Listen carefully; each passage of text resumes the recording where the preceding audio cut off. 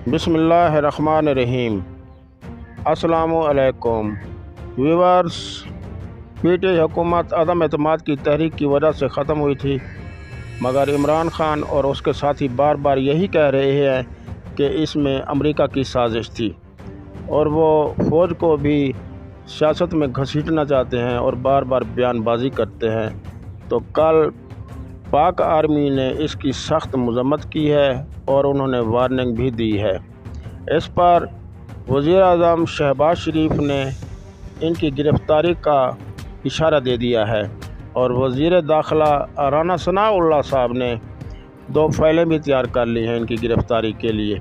एक फ़ाइल इमरान ख़ान की तैयार की गई है और दूसरी शेख रशीद की तैयार की गई है।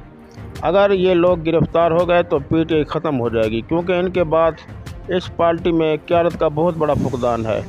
और ये भी कहा जा रहा है कि साबका वज़ीर ख़ारजा भी जो है ना वो नून लीग में जाने को तैयार है और वो उसके में जाने के लिए पर तोल रहे हैं।